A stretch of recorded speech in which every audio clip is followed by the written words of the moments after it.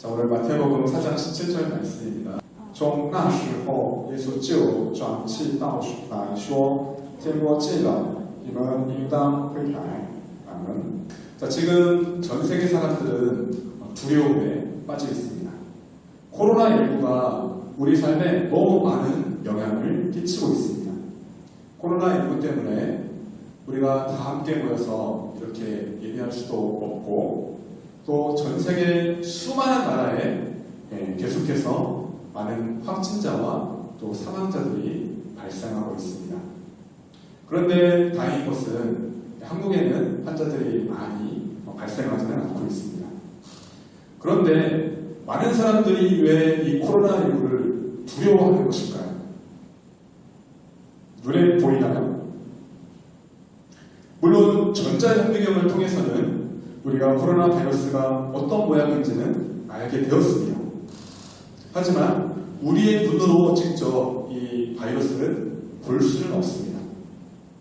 지진, 홍수 또는 화재 등 위기가 다가오면 우리는 눈에 보이기 때문에 그것들을 피하려고 그렇게 합니다.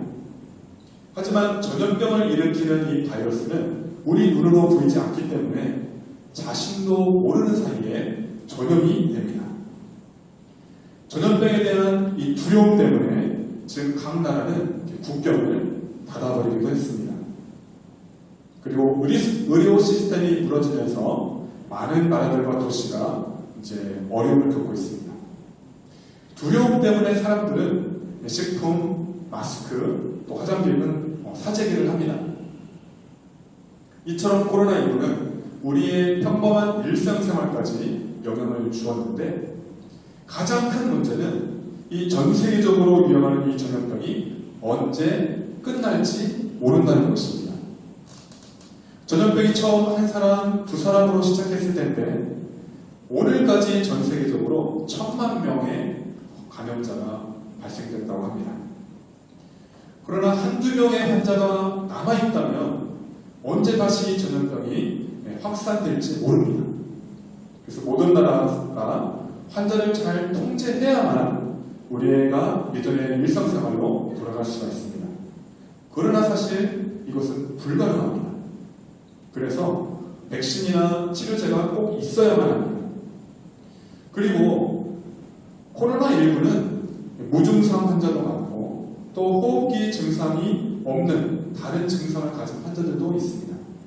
그래서 전문가들은 이 팬데믹, 세계적 대유행이 안정되기까지는 오랜 시간이 걸릴 것이라고 그렇게 예상하고 있습니다. 물론 코로나19 이전에도 우리 전 세계적으로 유행한 전염병이 있습니다. 1918년부터 1919년 발생한 스페인 독감입니다.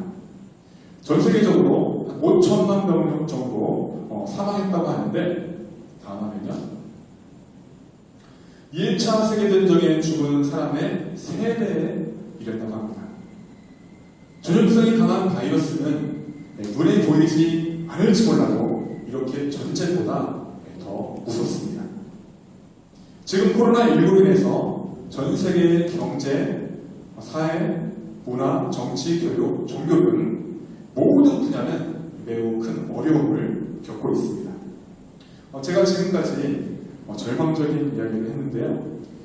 우리는 오늘도 내일도 그리고 매일 전염병에 대한 두려움을 가지고 살아야 된다, 이 말을 하는 것일까요? 당연히 그런 말이 아닙니다. 우리는 지금 전 세계에서 일어나고 있는 지진과 전쟁과 기근과 이 전염병, 이런 징조들을 보면서 우리는 주님이 재림하실 날, 세상의 종말, 그것이 멀지 않았음을 우리가 깨달아야 합니다. 이 세상은 영원하지 않습니다. 또한 우리의 인생도 영원하지 않습니다. 지금 여러분이 젊기 때문에 늙는다거나 죽는다는 것을 생각하지 않을지도 모릅니다.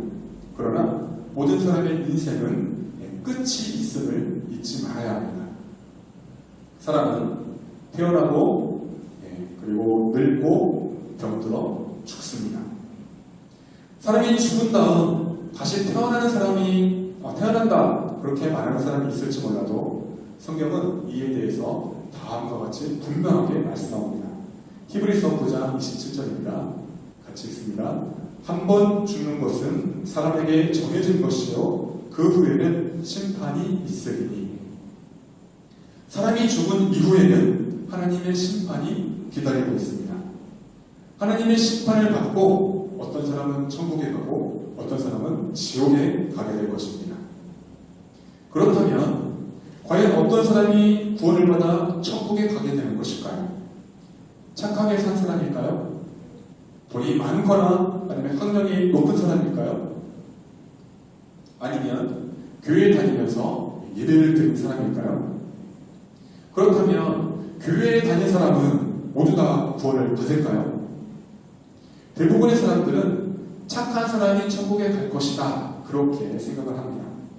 그러나 성경은 분명하게 말씀하기를 모든 사람은 죄인이다 라고 말합니다. 로마서 3장 23절입니다. 시작. 모든 사람이 죄를 범하였으되 하나님의 영광에 이르지 못하더니. 착한 사람이 아무리 착한 일을 많이 한다 하더라도 죄를 안 지을 수가 없습니다. 성경은 모든 율법을 다 지켰어도 한 가지 율법을 지키지 않으면 그 사람은 죄인이다 라고 말하고 있습니다. 야고보서 2장 10절입니다. 시작. 누구든지 온 율법을 지키다가 그 하나를 범하면 모두 범한 자가 되나니. 또한 성경은 혹시 어떤 사람이 행동으로는 죄를 짓지 않았을지 몰라도 마음으로 미워하거나 또 욕을 하거나 또 나쁜 생각을 하면 죄를 짓는 것이다 라고 말씀합니다. 요한일서 3장 15절입니다. 시작.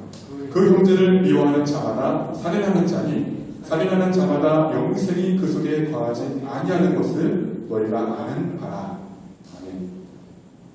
물론 우리가 살아가는 이 세상에서는 마음으로는 누군가를 미워했다고 해서 감옥에 가지는 않습니다. 그러나 하나님은 분명하게 말씀하셨는데 미워하는 마음을 가진 사람은 살인하는 자고 살인자는 구원받을 수 없다는 것입니다. 그렇다면 세상 종말이 가까웠을 때 과연 어떤 사람이 구원을 받고 천국에 갈 수 있는 것일까요? 우리는 예수님이 이 땅에 오셔서 처음 선포하신 말씀을 우리가 귀를 기울여야 합니다. 마태복음 4장 17절 오늘 말씀입니다. 시작. 이때부터 예수께서 비로소 정하여 이르시되 회개하라 천국이 가까이 왔느니라 하시더라. 인류의 조상 아담은 선악을 알게 하는 나무의 열매를 먹지 말라 했는데 그 말씀에 불순종하고 죄를 지었습니다. 그 결과 아담의 후손인 모든 사람들은 하나님과의 관계에 있어서 올바른 관계를 맺지 못하게 되었고 죄와 허물로 죽을 수밖에 없는 그런 죄인이 되었습니다. 우리는 먼저 나는 죄인이구나 이 사실을 우리가 인정해야만 합니다. 그래야 우리가 회개하고 또 죄에서 돌이켜 창조주 하나님께로 우리가 돌아갈 수 있습니다. 만약 나는 아무 죄가 없어, 나는 죄인이 아니야, 문제 없어 라고 생각하는 사람이 있다면 그는 회개하지도 않을 것이고 또 하나님께로 돌아가지도 않을 것입니다.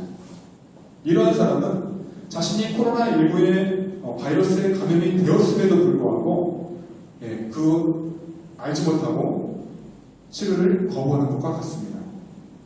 신자는 우리의 현 주소를 정확하게 이해해야 하고 또 삶을 변화시키는 그러한 갈망, 성장하는 믿음, 그리고 소망 등을 우리가 배워야 합니다.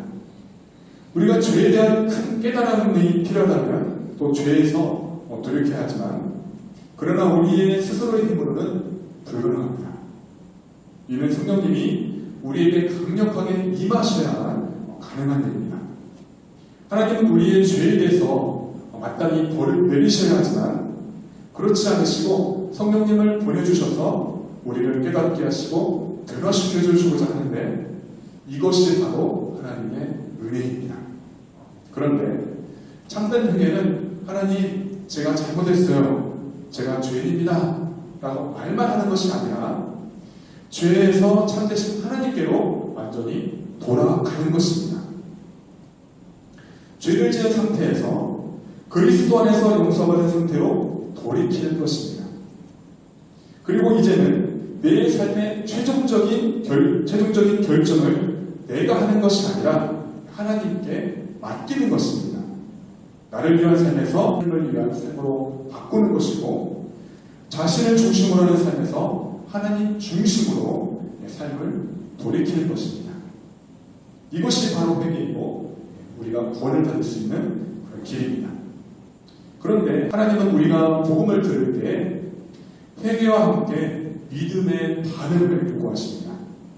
즉 하나님은 우리가 죄를 회개하고 그리스도만을 신뢰하기를 요구하십니다. 특히 믿음이란 예수님의 십자가 사건을 단순히 받아들이는 것이 아니라 구원의 소식을 믿고 전적으로 신뢰하는 것입니다. 복음을 진심으로 믿으면 우리의 마음 중심이 변화가 나타나고 또 하나님과 관계를 맺고 영원히 살아가는 것입니다. 이는 자녀가 태어나면 부모님과 관계를 맺고 그리고 가족으로 살아가는 것과 같습니다. 우리가 믿음, 구원, 영생, 천국 이 개념을 잘못 오해할 수도 있는데, 믿음이란 하나님과 예수님에 대한 교리를 지적으로 동의하는 데서 그치는 것이 아니라 하나님과 관계를 맺고 살아가면서 그리고 하나님의 말씀에 순종하는 삶을 사는 것을 의미합니다. 천국도 우리가 죽어서 가는 장소만을 의미하지 않고 하나님의 다스림을 받으며 기쁨과 감사와 사랑이 넘치는 삶을 살고 있으면 이곳은 하나님의 나라가 이미 우리 안에 임한 것입니다. 그렇다면 우리는 하나님의 자녀로서 아버지 하나님에 대한 먼저 잘 알아가야 하는데, 하나님은 어떤 분이실까요?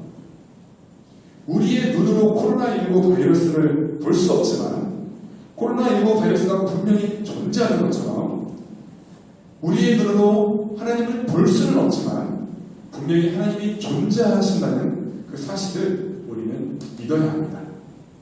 첫째, 하나님은 창조하신 하나님이시며 주권을 가지시고 선택하시는 분이십니다. 성경은 하나님이 세상을 창조하셨다라고 그 사건으로 시작됩니다. 창세기 1장 1절 시작. 태초에 하나님이 천지를 창조하십니다. 그리고 성경은 하나님께서 아브라함, 모세 또 여러 왕들을 선택하는 그 하나님이라는 사실을 분명하게 보여주고 있습니다.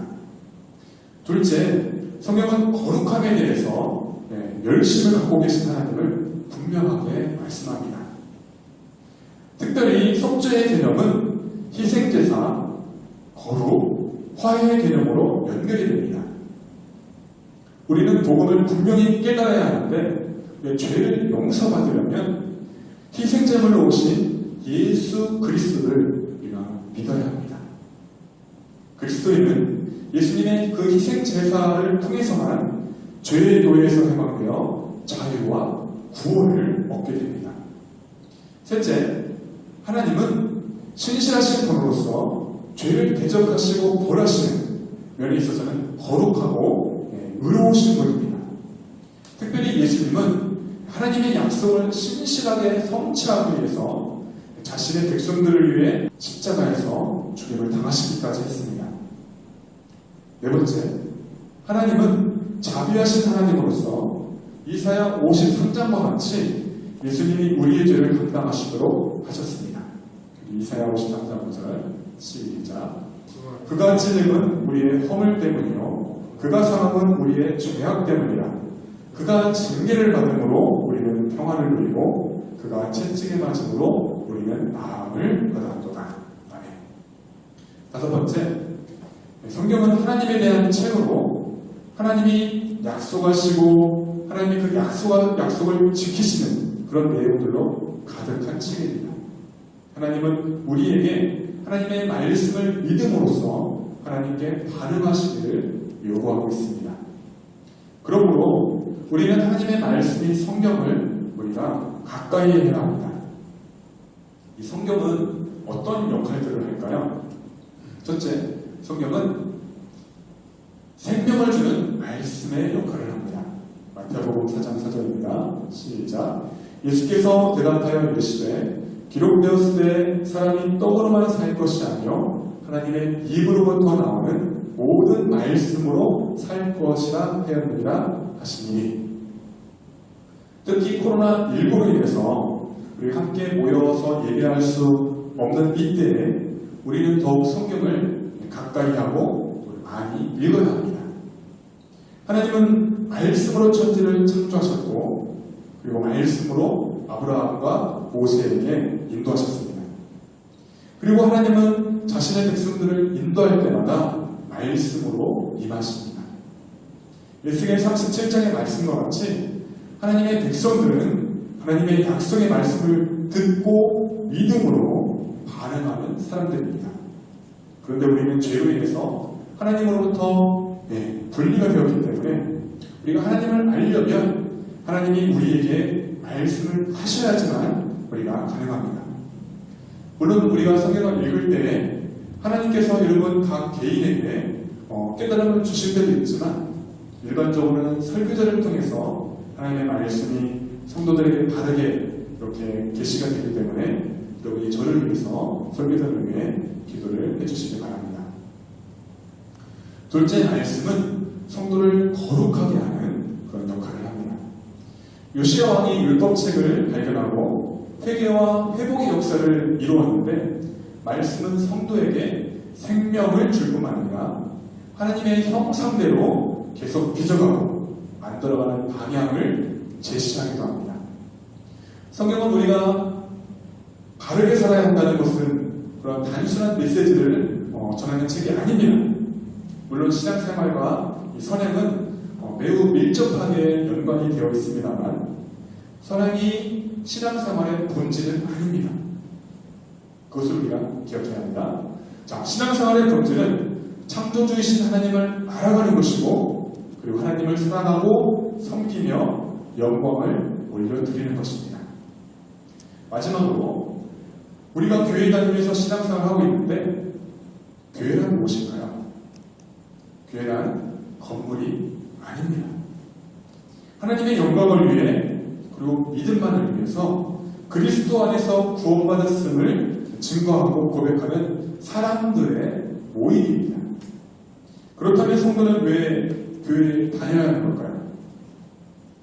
교회 다닌다고 해서 꼭 구원을 받는 것은 아니지만 그리스도의 몸에 참된 지체가 되는 것은 구원을 반영하는 일이기 때문입니다. 즉 자신이 구원받았음을 확신하기 위해서 그리고 교회 안에 있는 다른 신자들의 유익을 위해서 그리고 하나님께 영광을 돌리기 위해서 그리스도인이라면 반드시 교회에 다녀야 하는 것입니다.